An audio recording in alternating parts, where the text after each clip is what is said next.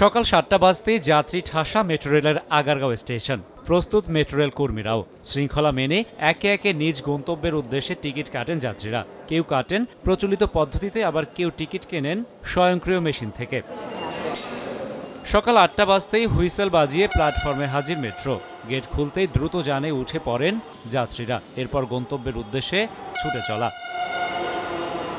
এতদিন সকাল 8:30টায় metro rail চলাচল শুরু করলেও এদিন আধ ঘন্টা এগিয়ে ট্রেনের চাকা ঘোরে সকাল 8টায়। অন্যদিকে দুপুর 12:30টার পরিবর্তে দুপুর 2টা পর্যন্ত নিরবিচ্ছিন্ন মেট্রো সুবিধা পাওয়ায় সন্তুষ্টি প্রকাশ করেন যাত্রীরা। বাসে জার্নি করে আসতে অনেক আমাদের কষ্ট হয়, প্লাস হচ্ছে রমজান মাস অনেক কষ্ট হয়, তো এখন 2 ঘন্টায় দেখা যাচ্ছে আমাদের অনেক উপকার হয়েছে। শিক্ষা প্রতিষ্ঠানগুলো ছুটো হয় মেনলি 12টা 1টার দিকে, সো তারাও এখন চাইলে ইজিলি 2টার দিকে উত্তরায় অথবা যারা মিরপুর 10 যারা থাকে তাদের জন্য সুবিধা হবে। মানুষদের সকালবেলা উঠেছে আসাটা, সেটার থেকে আরো ভালো হলো, মানুষ লেটে আসলেও যেতে পারবে। গতকালকে আমি এসে এখান থেকে ফিরে গেছি, কারণ মেট্রোটা 12টায় বন্ধ হয়ে গেছে।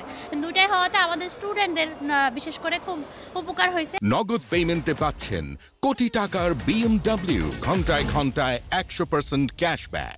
এমআরটি লাইন 6 এর প্রথম ধাপের সুফলভোগী উত্তরা থেকে আগারগাঁওবাসীর দাবি অচিরেই চালু হোক মতিঝিল পর্যন্ত অংশ। যাত্রীদের জন্য সুবিধা হয়েছে, এটা পর্যায়ক্রমে আরো বাড়াইলে আমাদের জন্য আরো ভালো হয়। মতিঝিল পর্যন্ত যদি চালু হয় তাহলে এটা আমাদের জন্য আরো বেশি ভালো হবে। এদিকে মেট্রো রেল একটু একটু করে তার সক্ষমতার দিকে এগিয়ে যাচ্ছে জানিয়ে কর্তৃপক্ষ বলছে, আগামী জুলাইয়ে ভোর থেকে মধ্যরাত অবধি চলবে ট্রেন।